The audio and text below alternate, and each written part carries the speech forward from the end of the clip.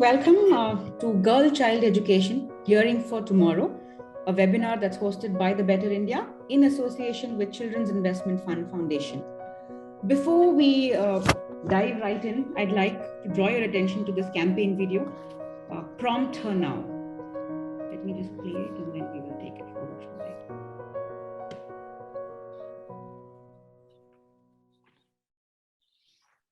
Just confirm if you can see my screen. Thank you.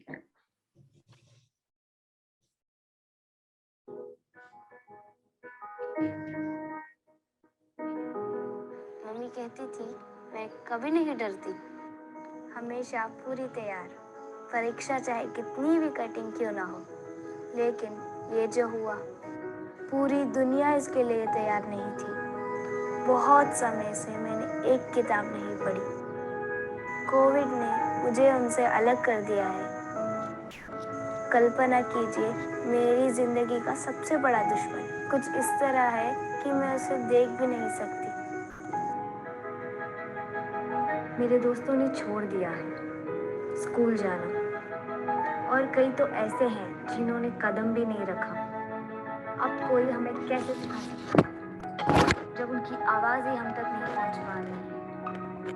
कुछ लोगों को smartphone चाहिए, तो कुछ लोग ऐसे हैं जो अच्छे नेटवर्क मिलने की दुआ करते हैं, और थोड़े ऐसे भी हैं जिन्हें किताबें तक नसीब नहीं होती। काश कोई ऐसा होता जो इन सब ख्वाहिशों को पूरा कर सकता। स्कूल में पेट भर खाना मिलता था, जिससे मैं दिन भर खुश रहती थी। पता नहीं कितने दिन सिर्फ पानी से गुजारा चलाना पड़ेगा। जैसे ये धुआं हवा में उड़ता जा रहा है, उम्मीद है कि हमें भी वही भाग्य देखना ना पड़े। अगर मेरे माता पिता के पास एक पक्की नौकरी होती तो मुझे कमाने के लिए कभी पढ़ाई बंद नहीं करनी पड़ती। मेरी जल्दी शादी करने के लिए मजबूर ना होती। काश मैं स्कूल में होती, क्योंकि वही तो एक जगह है जहाँ मेरे सपने पूरे हो सकते हैं। एक दीदी है जो गांव-गांव में जाकर लाउड स्पीकर्स पे पाठ पढ़ाती है। कितने खुशनसीब हैं वो बच्चे जिन्हें वीडियो लेसन से पढ़ने का मौका मिलता है। कोविड में भी स्कूल चलाने वाले काश हमें भी नसीब होता। हमारे लिए स्कूल एक लग्जरी नहीं है, वो आवश्यकता है। कोविड दुश्मन है, स्कूल नहीं। स्कूल में मुझे कॉन्फिडेंस मिलता है कि मैं जो चाहे वो बन सकती हूँ। मुझे याद है वो दिन जब मैं क्लास मॉनिटर बनी थी और सभी ने मेरे लिए ताली बजाई थी। मुझे याद है वो दिन जब मैंने अपने पसंदीदा खेल में फर्स्ट प्राइज जीता। मैं फिर से ऐसे ही जीना चाहती हूँ। क्या ऐसे हो सकता है?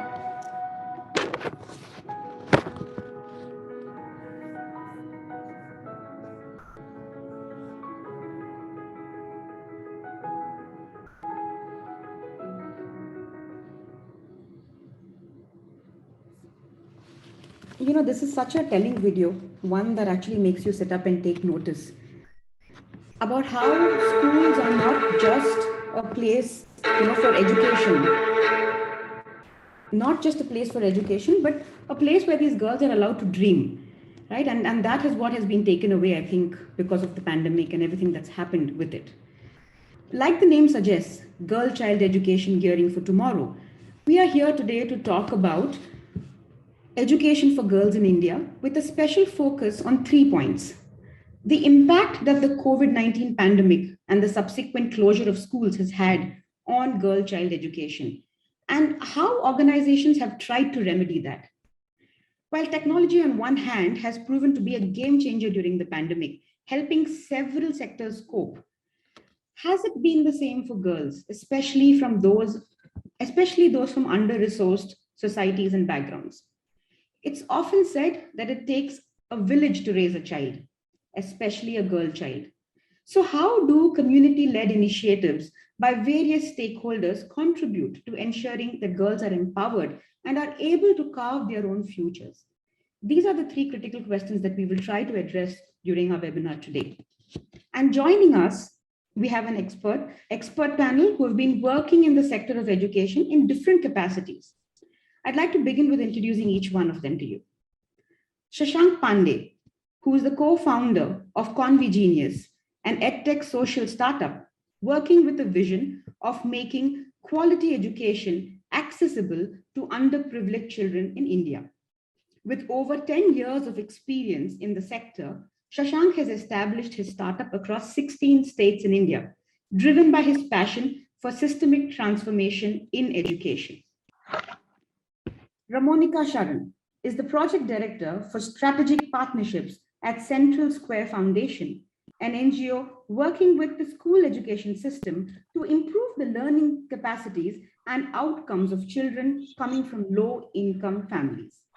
She has over 2 decades of experience working with several Indian government departments in various capacities. Shailesh Nagar is the Associate Director of IntelliCap, a startup that focuses on empowering social impact-driven enterprises with innovative business solutions and scalable opportunities. Throughout his career, he has closely worked on projects that involved a community-led transformation in grassroots India. Swati Jha is the Program Director of the Learning and Migration Program at American India Foundation, a prominent nonprofit committed to improving the lives of poor Indians with a focus on children, youth, and women. She has been currently involved in projects addressing the problems of access to education for children affected by distressed seasonal migration. Thank you all so much for joining us once again. We will be taking questions at the end of the webinar. So if you have any questions, please do leave it in the Q&A tab and we will get back to you. Let me not waste time and get right into it. Mr. Pandey, I'd like to begin with you. According to UNICEF, there are more than 1.5 billion students across the world that have been adversely impacted by the closure of schools during the pandemic. That just seems like a huge number to, even wrap my head around. Can you shed some light on how that impacted girl child education, especially in India? Yeah, so even before COVID, I think there is general perception that a lot of rural and semi-urban parents think that educating a boy is more important than educating a girl for various reasons. And I think safety concerns and cultural norms have prevented girls from going to school for the longest time. But I think this issue, widened due to COVID because people were going jobless, especially in the market that we serve, right? Bottom of the pyramid, middle of the pyramid. There was increased poverty. Girls were getting, household work from parents because they were at home. If there is a smartphone at home, boy has a better chance of getting that smartphone compared to girl. We were hearing all these stories during COVID, which was actually limiting, the opportunities for girl children to learn at home. And I was also reading a report from UNICEF based on the survey that they did in 6 states, which said that, YouTube and WhatsApp were the 2 commonly used tools for online learning in COVID. And according to UNICEF survey, they said that girls had a 8% lower chance than boys to access these simple basic tools like the WhatsApp and YouTube.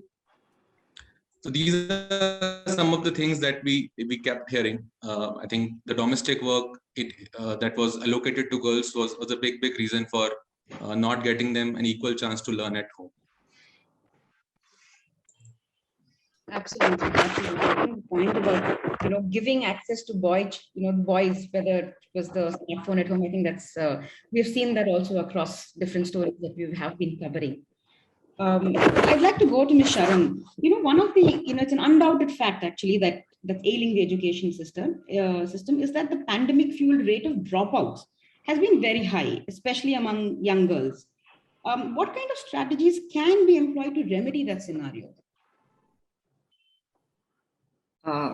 So I think Shashank has already touched on the visible symptoms of the problem, which are then aggravated when we reach secondary school. And I would also like to point out that the root is actually in early learning.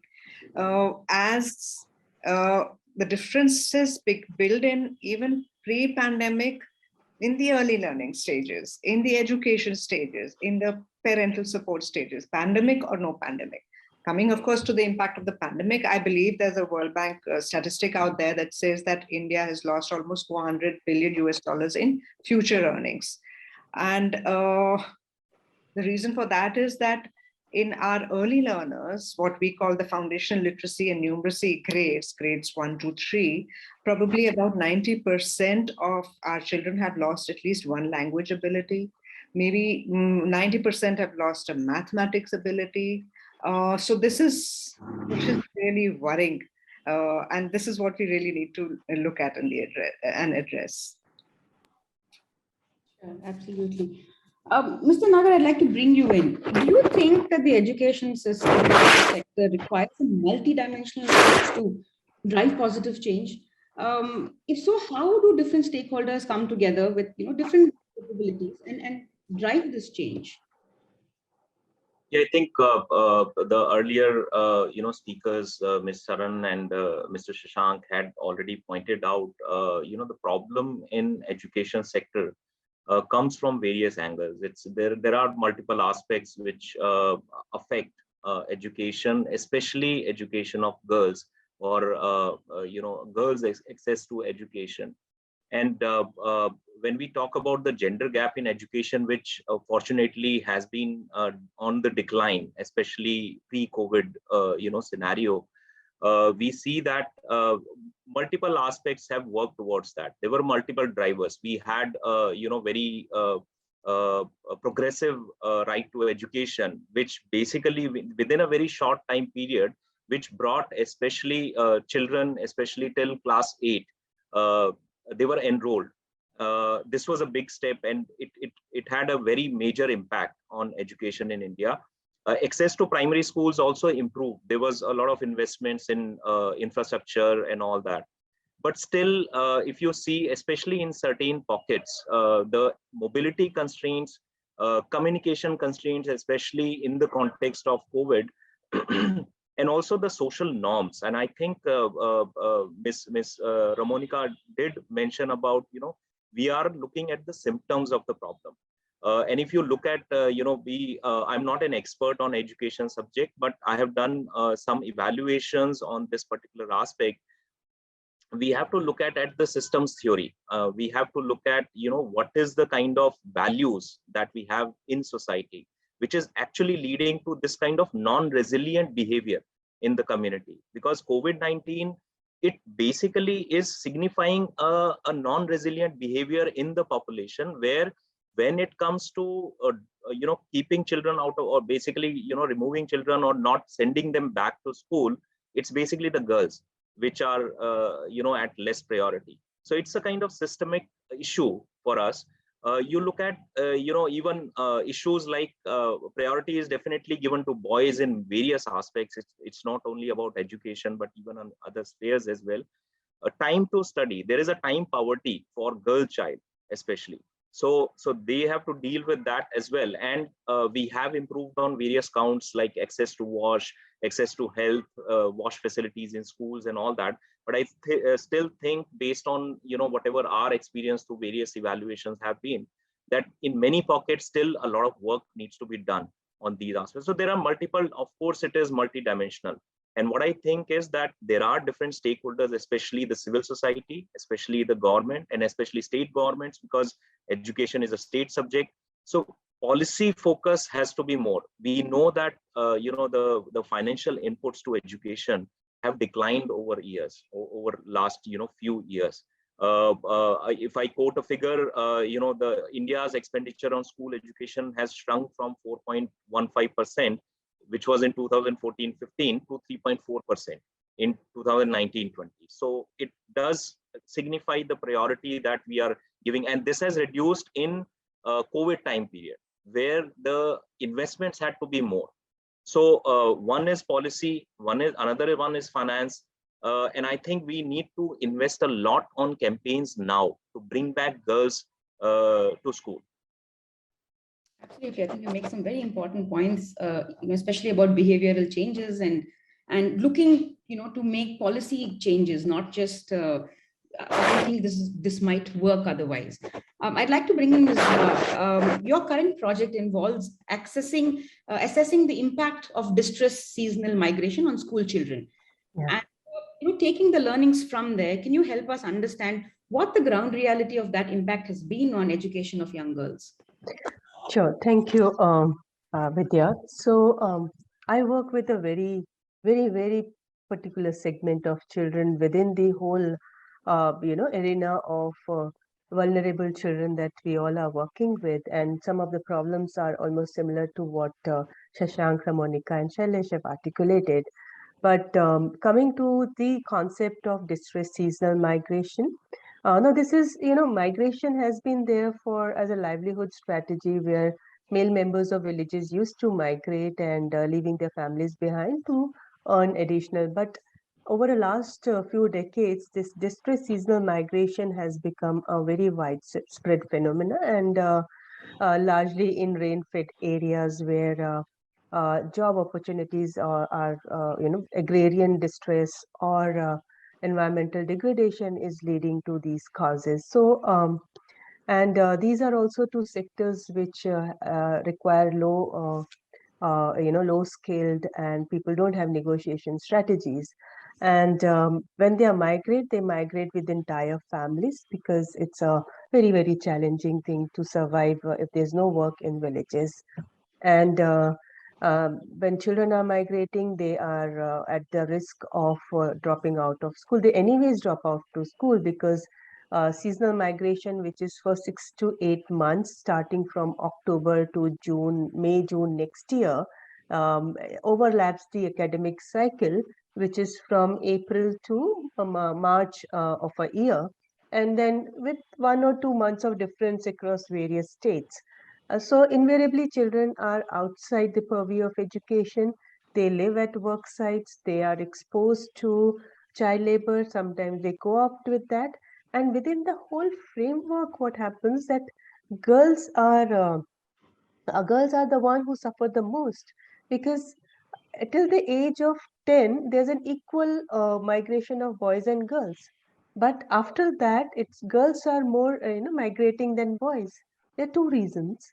One is that there are certain sectors like cotton seed and production and all, which employ girl child. And second is this hesitation on part of parents to leave girls alone in the villages. So when this migration happens, it's like largely girls. They are when they are at work site, they're supporting their mothers in household work, and this frees mothers to work, and they are taking care of siblings. So it's a vicious cycle which needs to be broken at multiple levels, particularly at the source level, because work site, it's an unprotected environment where they also get distress because of this is psychological distress.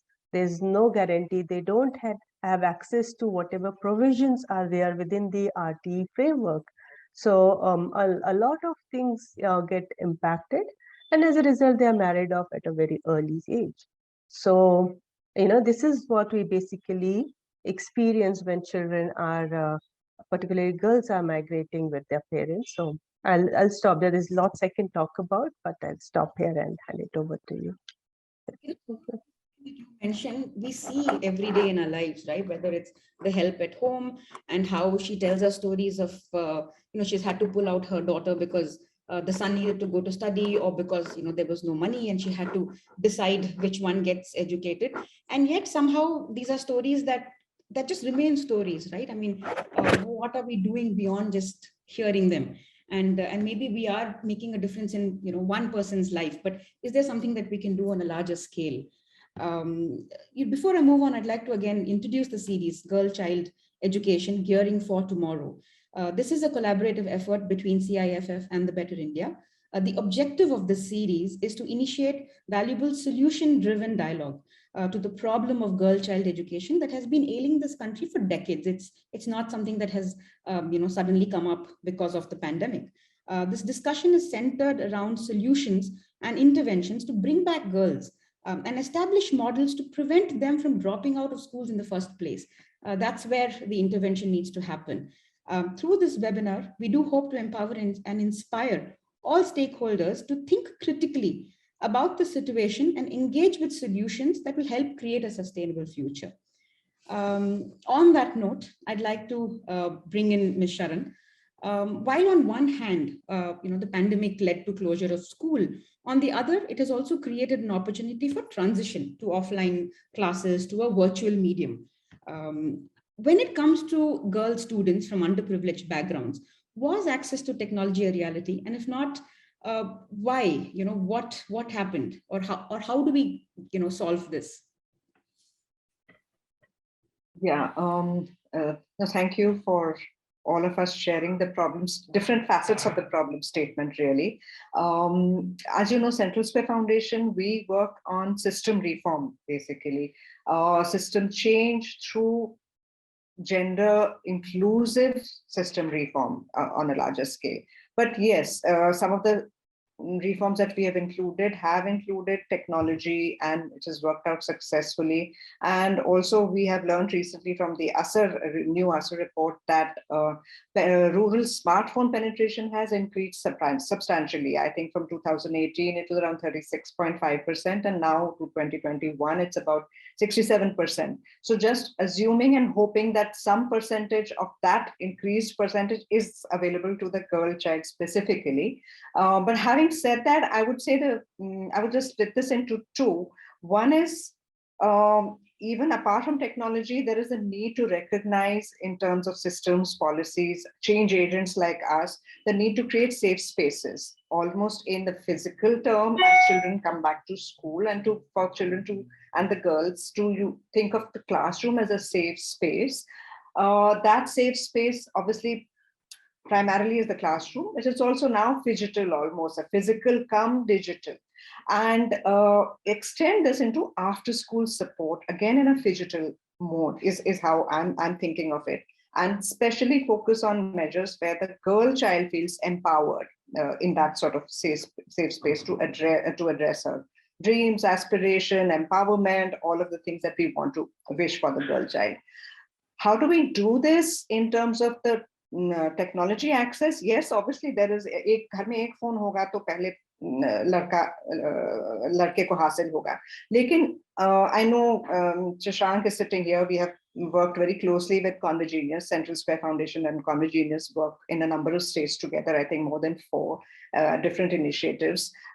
Change agents like Convergenius can almost build in gender sensitive, gender specific content into the main academic content.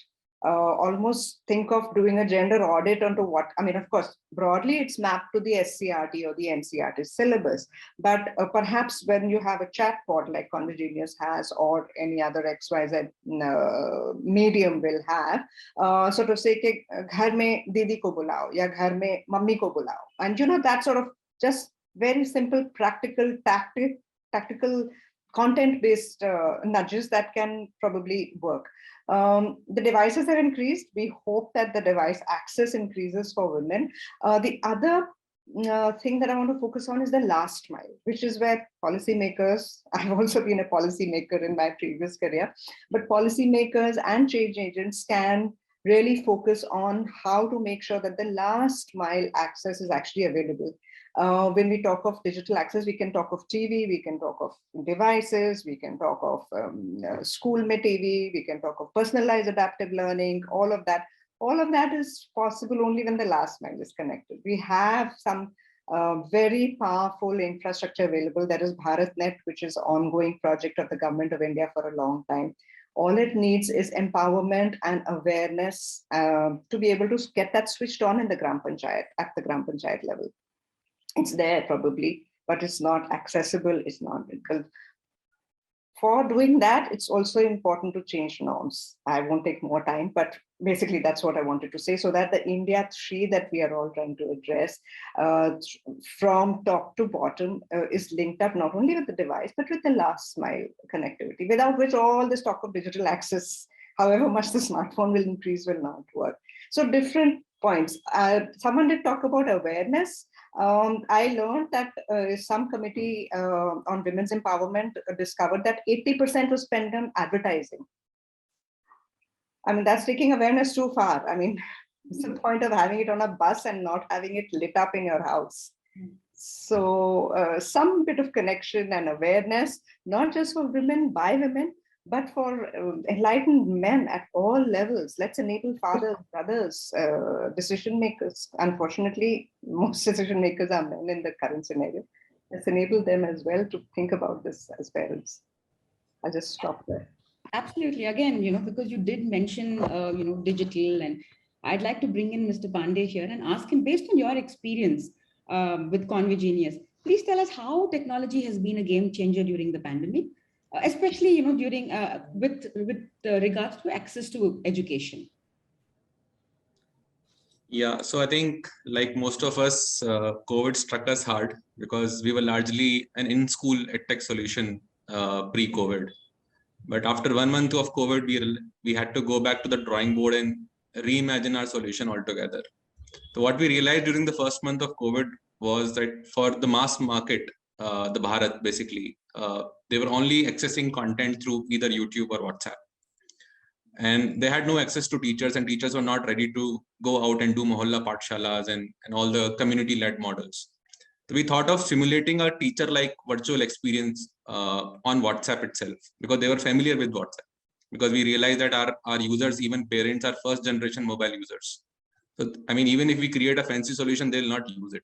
It has to be low-tech, it has to be asynchronous, it has to be practical. And because they were consuming content on WhatsApp, I mean, the choice was very easy. And how do we improve that experience on WhatsApp? We created a chatbot using WhatsApp APIs, and we simulated a experience where the child felt that the teacher is talking to him or her. Right? The chatbot was giving practice to children, was giving feedback, like how a teacher would do in a classroom.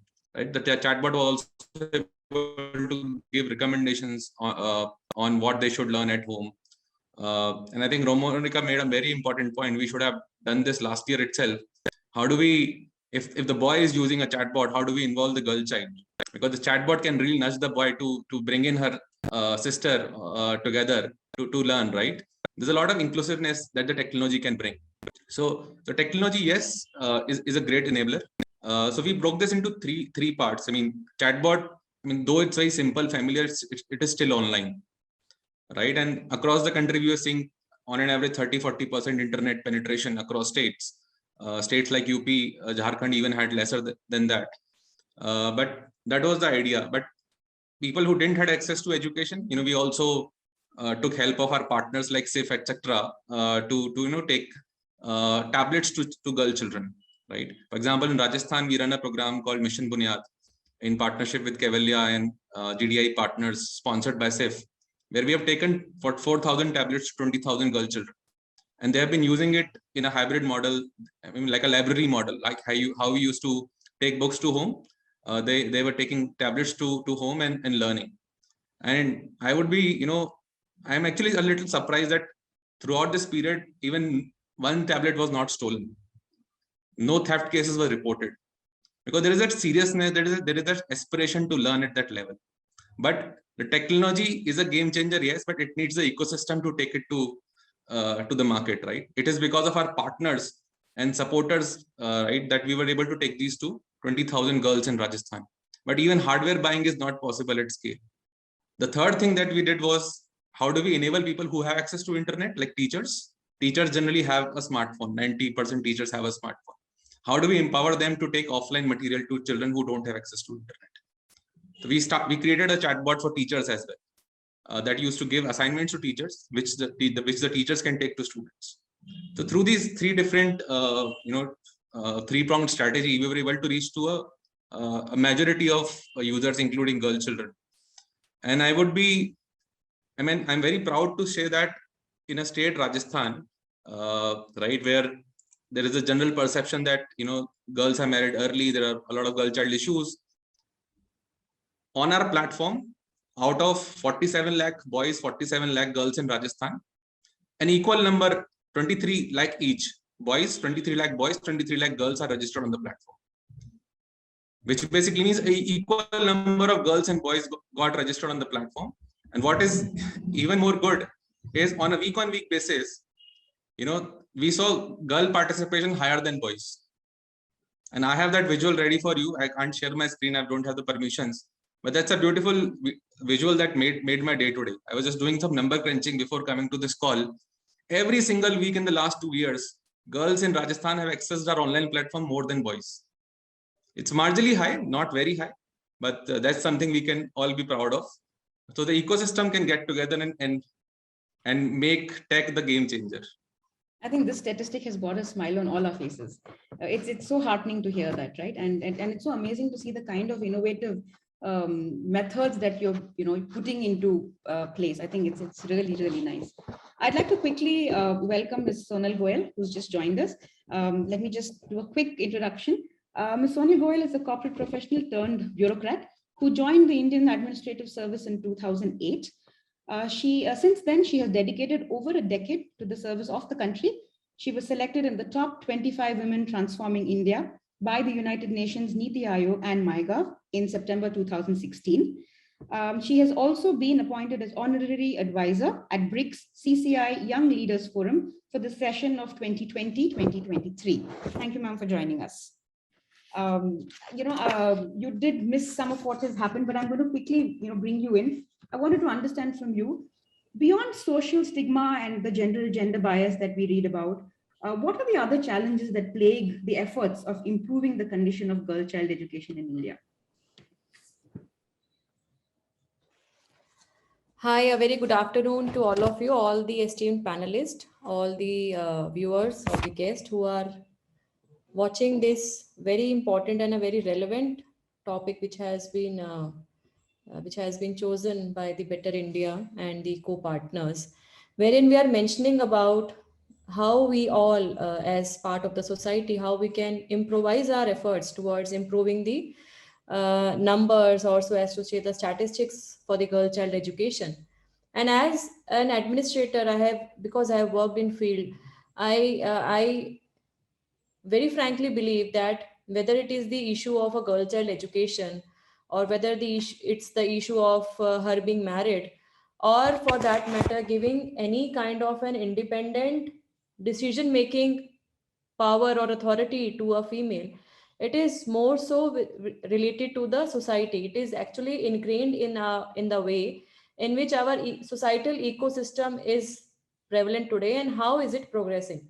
So when you are talking about beyond social stigma and gender bias, we have to firstly understand that this is one of the most important issue. This is one of the most important factor which is still prevalent, if not say in cities or big towns, but it is still very much prevalent in rural parts of the country. It is very much prevalent in majority of the of our country, because India still is a rural nation. So when we are talking about the issue of girl child education, it is not only the bias or the stigma, but I would also like to relate it to 3-4 major factors which are contributing to this issue. So one major important factor is also the financial or the economic status of the parents.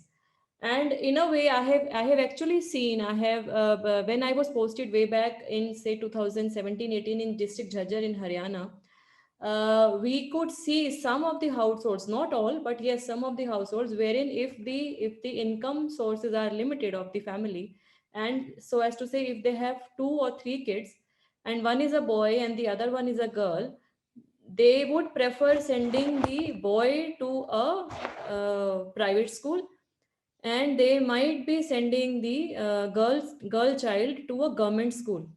So this basically reflects the way educating a boy is so much important for the family, which in a way may not be that much important for a girl child. So I'm not saying this is prevalent at a very large scale, but yes, it still exists to an extent. So I think the economic condition, the poverty, or the economic status of family is also one aspect. Also, we have to understand that despite these financial conditions, even if the parents have that intention, or so as to say the mindset to send their girls to to schools, especially say class 9 onwards, there are various other issues which hamper to an extent the girl child attaining the education. So one of the issues may also be the connectivity. So the availability of schools as per the norms, as per, I can't recall the population criteria, but our SSA norms and the national education policy, we have a criteria that for this much number of population you need to have a primary school, then secondary school, and a senior secondary school. So when we are talking about the education, especially in the secondary or a senior secondary level, the girl child may not be having an access in the terms that 4 or 5 kilometers, even 10 kilometers is a distance problem for which local transportation may not be available. So this connectivity, this transportation problem is also an issue. Also, I would like to associate it with the safe mobility.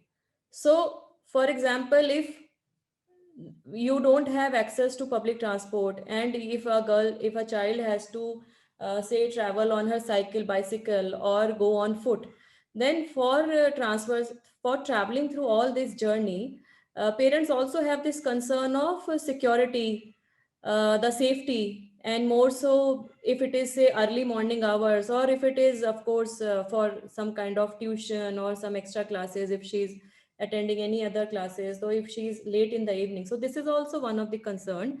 And I would also like to mention that at this age, especially at the age of say when the girls become adolescents, then the issue of having good hygiene facilities, toilet sanitation facilities in the schools, this is also one aspect which kind of hampers the some of the students to attend the school.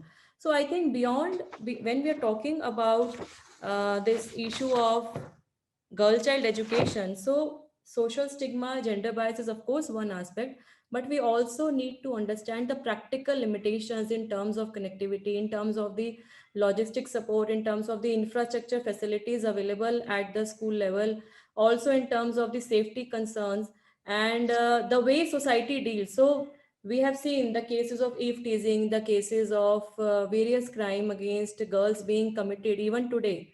And it is not only in the urban areas, they are very well being done in the rural areas also. So all these things are there.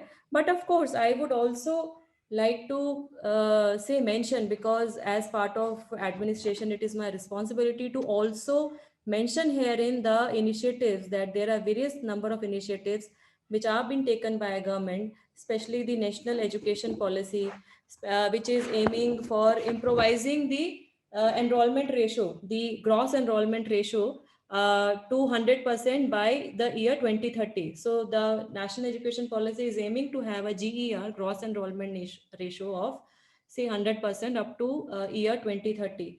They are also planning to have a gender inclusion fund, a GIF, a gender inclusion fund, wherein there would be a focus on probably more gender sensitive infrastructure in the schools, maybe separate toilet for girls and schools which are being maintained. We have seen that toilets are there, sanitation facilities are there, but then maintaining them, maybe the availability of the vending machines, the sanitary napkin vending machines. And we have seen how in various parts of the country, various organizations, civil society organizations, they have come forward. They have also helped in this aspect of improvising and addressing all these concerns. I would also like to mention, when I was in Jhajjar, we also got support from some organizations, and in fact for addressing the issue of menstrual hygiene amongst the adolescent girls, especially for the girls studying in the government schools. We had a collaborative approach wherein we used the funds which were available in the Sarv Shiksha Abhiyan, and we used them for making sanitary napkins through the self-help group women which were being supported under NRLM. So the women were getting trained under the NRLM, the National Rural Livelihood Mission, and they were utilizing their training and talent and skill for producing the napkins. And these were being supplied to the adolescent girls studying in government schools in the district. So this was a pilot project, but then it was scaled up to cover almost 9,000 adolescent girls from class 9 to 12. And when we had a study, because we had this study of the dropout rate before this project was initiated, and when this project was being implemented, there was regular study. So there was quite a positive and an encouraging response. So I think these are the collective efforts which we need to do. And it is not only the society which is responsible, it is also we as part of the ecosystem. We all need to contribute for improvising on all these concerns which are plaguing or which are acting as a hindrance in improvising the girl child education in our country. Absolutely. I think one key point that you mentioned is accessibility. I think that's very, very important. What are we doing about accessibility for girl children? I'd like to bring in Mr. Nagar. One of the biggest post-lockdown challenges faced by non-profit organizations who are working in the education sector has been to get girl children back to schools. What sustainable and scalable strategies do you suggest that one can implement to remedy this situation?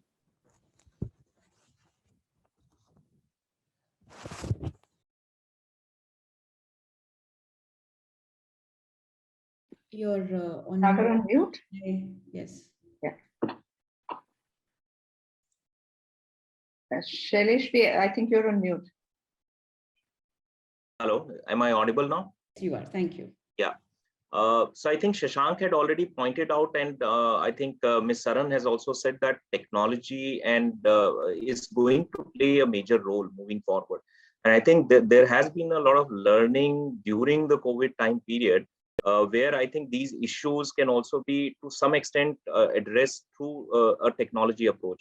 But my personal opinion is that we will be facing these kind of challenges again and again. And like I said earlier, that it's a systemic issue. Unless we work on the value system in the society, we will keep on facing these kind of challenges time and again. This time it is COVID. Later on there could be something else which basically make whatever gains we have made over past many years, it might be regressive. So I think there has to be a focused effort, a kind of social reform that is required in changing norms.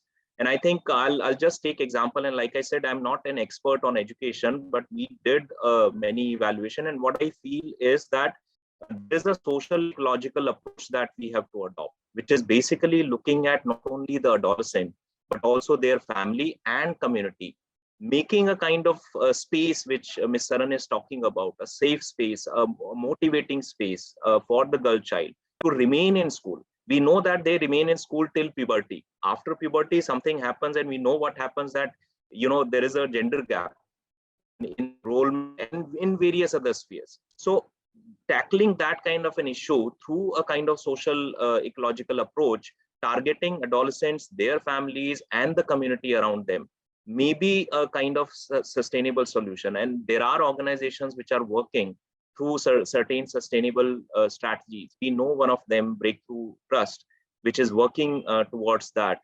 So I think these kind of, and you can bring in technology. Shashank did talk about having a gender curriculum in that, bringing in sisters. So I think there has to be a kind of collaborative approach towards, these kind of sustainable and scalable solutions. Sure, thank you. Ms. Jha, given the work that you have been doing, can I, request you to elaborate on some of the initiatives your project has taken to ensure that children, especially girls, affected by this distress seasonal migration can access education? Sure, Nitya. So I'll take it in two parts. One is that at American India Foundation, when we initiated our work with the children of seasonal migrants, we understood that it involves taking into account the larger reality of migration, as well as the specifics of particular sector and geography that is being addressed. So having said this, we work towards having interventions that are comprehensive for them to be effective and sustainable. And towards this, we started with ensuring that children do not migrate with their families; they stay back. And for this, seasonal hostels were set up.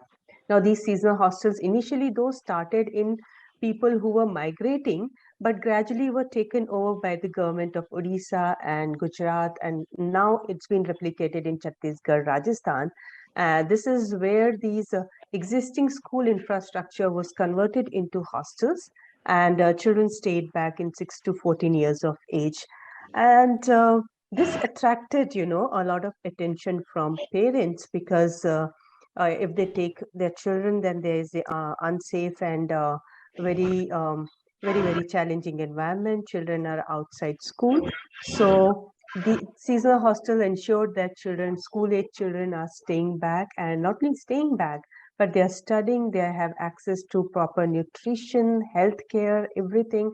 And then equally number of girls also started staying back. So the government came up and say, okay, if one hostel we can cater to 40 girls and 40 boys. So you see, with one infrastructure and with 10,000 per child cost for 6 to 8 months, so many children were staying back.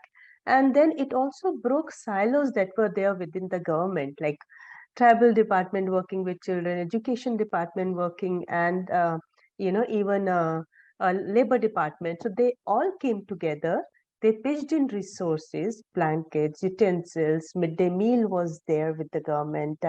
So they added additional breakfast, snack, and dinner to that, bedding and all supported by labor department. So this led to ensuring that children start studying, they continue their education in the familiar environment.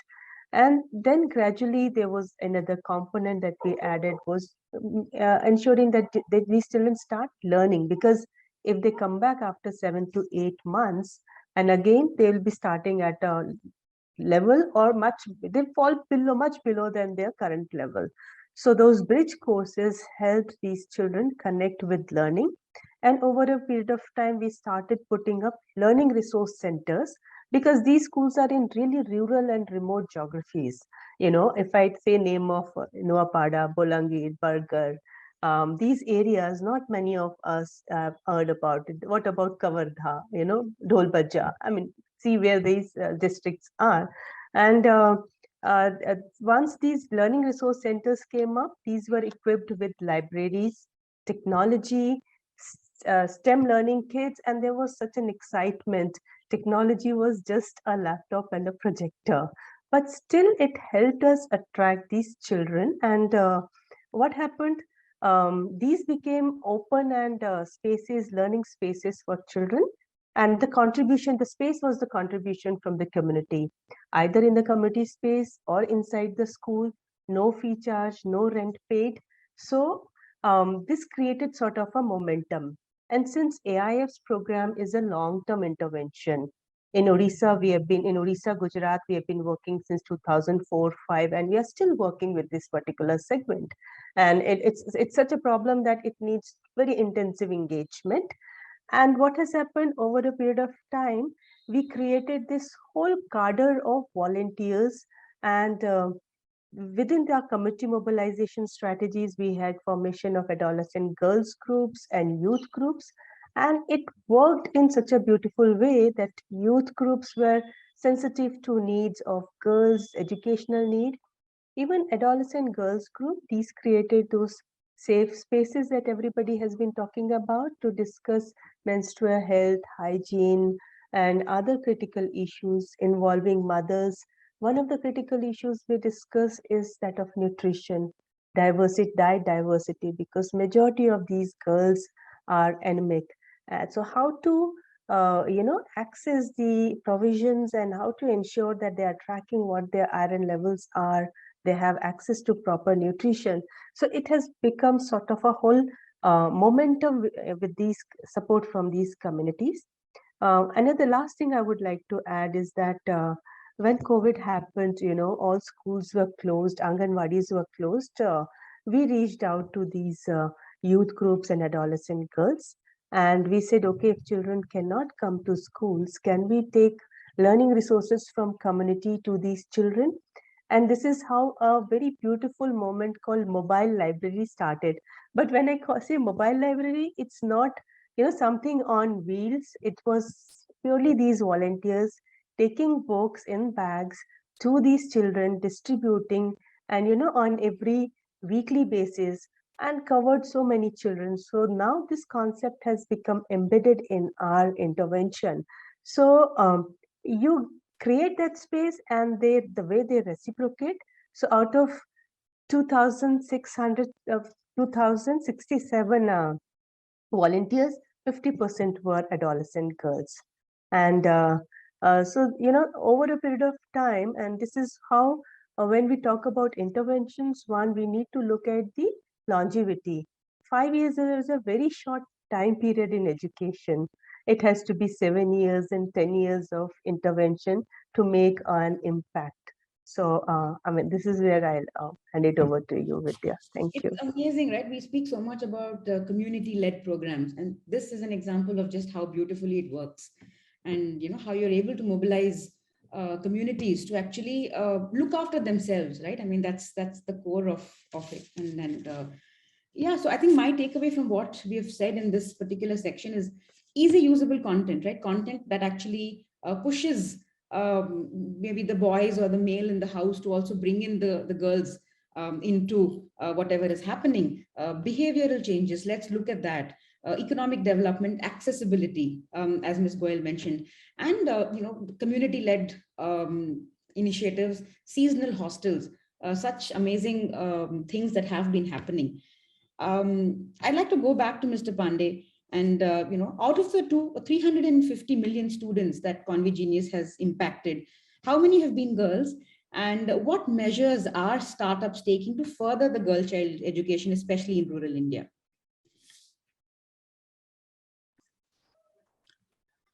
Tough one. So I don't have the India level stats for Convigenius because we don't capture gender level data on the platform. It's an if the government asks us to do it, we do it. So we were tracking this in Rajasthan, as I said, and we see an equal registration and equal part. I mean, the girls are actually participating more on the platform on a week-on-week basis. And these are lakhs of girls. 23 lakhs girls in Rajasthan are registered, equal to 23 lakh boys in Rajasthan who are using the platform. So I would like to believe that the ratio would be same or better in other states where CG is working. But I think this problem is a very big problem, and I think I wish there are more startups solving it. But again, it's very difficult for startups to work in this sector in this space because there are not many market-driven models, right? I mean, the startups' capacity is also limited by the capital that is available in the market. And the capital that is available is either the CSR capital or philanthropic capital today. So that limits the potential of a startup to go and solve this problem at scale.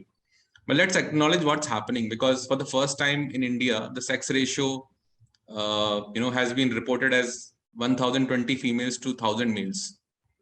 So for the first time, there are more females to males, right, in 2021. So something is working. Maybe it's the 80% advertisement budget, as Romonika said, that's working. I don't know what's working, but as a system, something is working. And I think both private for-profit startups, when you say startups, I also include non-profit startups. They have a big role to play because they are not just driven by markets. They are there to solve a problem. So governments, startups, who can also create businesses in this sector, plus non-profit startups will have to come together to solve this at scale. But let's also recognize the efforts that governments are making here, right? I mean, recently in last budget, if you had noticed, I mean, the basic primary education age has been increased till 14, right? Sarv Shiksha Abhiyan was only till class 5 some years back, but in the last budget, it has been increased to class 8. That's a positive side. A lot of state governments have made education free for girls till graduation. I think Bihar has done it recently, if I'm not wrong. So there's a lot happening. And for startups to look at this market, and would have to create that environment for startups to work and create decent profitable businesses. Even if not, they don't want to become unicorns. They can't become unicorns in this space so soon. But at least decent profitable business. That ecosystem doesn't exist today. But there are opportunities. Obviously, there are opportunities in K-12, there are opportunities in higher education. There are a lot of opportunities for fintech startups to support girls financially at various stages, right? And now with a lot of digitization available around, I mean, a lot of startups can be very innovative with respect to creating new financial instruments and recovering that money whenever the girls gets a job later, right? So there are many opportunities out there, but again, it cannot be solved by startups alone, is what I think. Sure, absolutely. I think it's the coming together of different sectors to try and figure out the way forward. Um, I think it was Azim Premji who said that a girl child who's even a little bit educated is more conscious of family planning, healthcare, and in turn about her children's education. Ms. Sharon, I'd like to bring you in. While speaking about girl child education and its initiatives, the focus is often to ensure maximum literacy rate. However, does a high literacy rate actually equal opportunities of higher education and livelihood for girls? What is it that you feel about this? So with your permission, may I share a little anecdote from my life?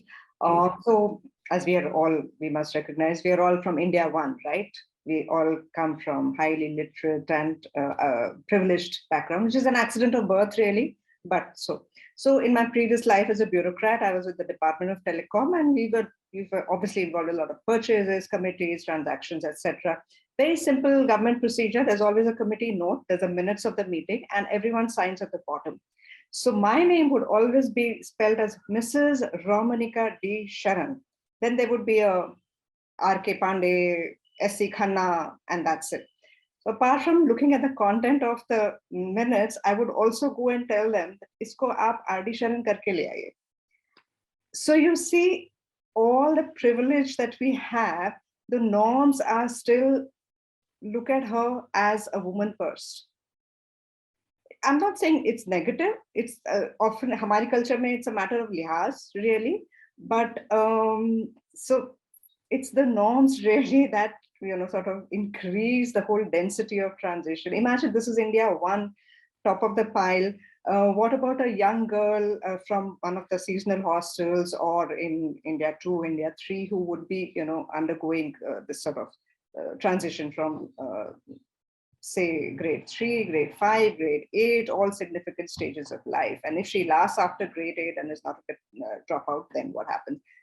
That's the time when we have, suppose she's still reached grade 8 or grade 12, which is, like you said, we have good enrollment, we have good literacy for the girl, and we are hoping that she's going to be an empowered citizen and is able to speak out for her dreams and all of that. And yet it doesn't happen. Why doesn't that happen? That's because of the norms.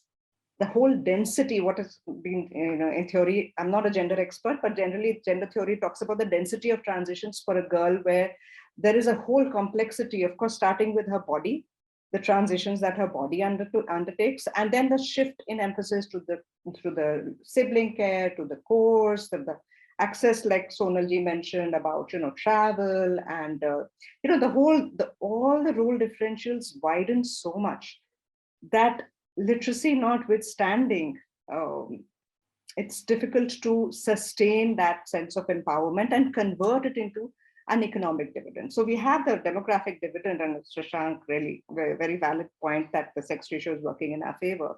So the female part of that demographic dividend is working well, but is it going to translate into empowered women who will then invest in their family? That's all due to the social norms and all of that we really need to work together in. And there I'll just come back to one of the icons in our times, Kamala Bhasin, who very simple, rationale said, "Main ladki hu, isliye padhna."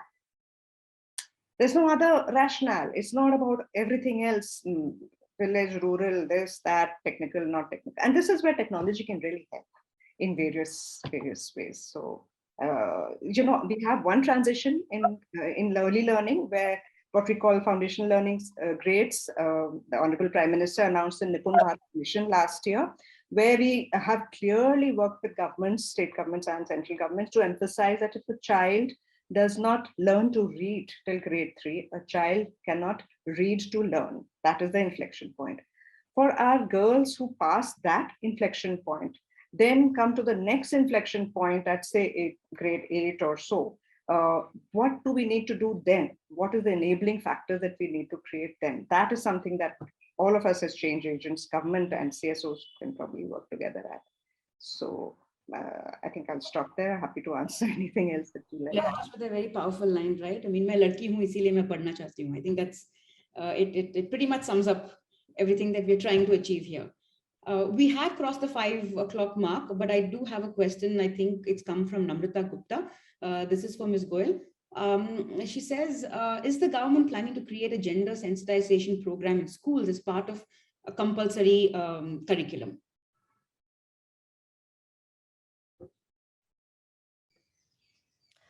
So as I am not directly related to the education field as of now, but yes, I worked as state project director way back in 2014 when I was posted in Tripura. So I would like to mention that it may not be a part of the compulsory curriculum. I mean, I'm not sure whether the government is planning to make it a part of compulsory curriculum.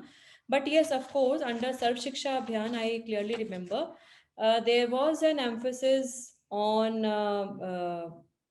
sensitization program, not only for the student but also for the teachers. So there was a provision for having teachers gender sensitization program, because we have seen that sometimes there are cases of so as to say abuse or mistreatment by the male teachers towards the female students. Even they have been reported, and maybe their kind of orientation towards the issues, towards the problems which the girl students are facing. So to have that gender sensitivity, that was, I remember, that was one of the component. And then of course the teachers curriculum also, the teachers training curriculum also included the gender sensitive teaching, using the gender sensitive teaching material. So that was of course a part, but I am not very much sure whether the government is planning to do to make it as a part of a compulsory curriculum. But yes, of course, we have seen in as a matter of routine practice also, various state governments, in fact in Haryana also, there were instructions, there were advisories which were being issued from the state government, from the education department, for not only including the issues of gender sensitivity, but also of, say, crime against women, domestic violence, and also the issues of morality, sex education, the inclusion of awareness about the POSCO Act. So I have seen this kind of changes coming, and the government is also trying to include it in some way or the other. But I think it is also the part of the society to, so as to say, orient each other. It is not only that the women or the girls need to understand the nuances which are concerned with puberty, which are concerned with attainment of adolescent or adulthood, but also the male counterparts also need to understand. So I think it is both ways: the society, the family, the neighborhood, the civil society organizations, they also have that responsibility, and it is a kind of a behavioral change. See, anything would be sustainable only if it is adopted and accepted and owned by the society. So when we are talking about, so for example, the education for a girl, that education, statistics, enrollment numbers, they would only and only improve when there is this change in the behavior, the change in orientation and thinking by the society. Of course, there are some physical issues, physical infrastructure issues which are attached to it. But still in our country, I think it is more relating to the orientation, more relating to the mindset कि अगर हम लड़की को पढ़ा भी रहे हैं, 12th तक भी पढ़ा रहे हैं, उसके बाद उसके पास एम्प्लॉयमेंट अपॉर्चुनिटीज क्या हैं, so how does she relate it to her livelihood? So for that matter, we also need to connect this education to the employment. I think this is also one missing link, which we as part of planning at various levels, which we need to understand, that unless and until a female, a girl, a woman is financially independent or economically independent, she is not actually empowered, because she will not have that capacity or an independent kind of decision making authority, whether it is her family or in the household.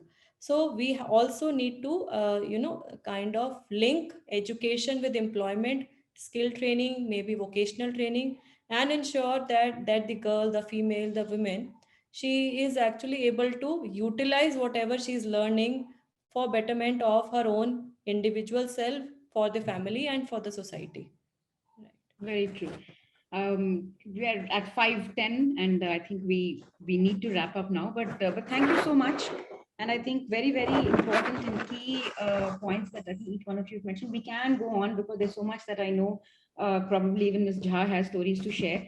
But let's hope that we come back again, and next time we come back with better statistics to share and have wider smiles on our faces.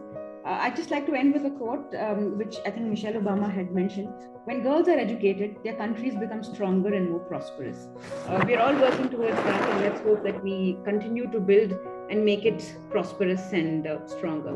Thank you so much for joining us. It's been a pleasure. Thank you.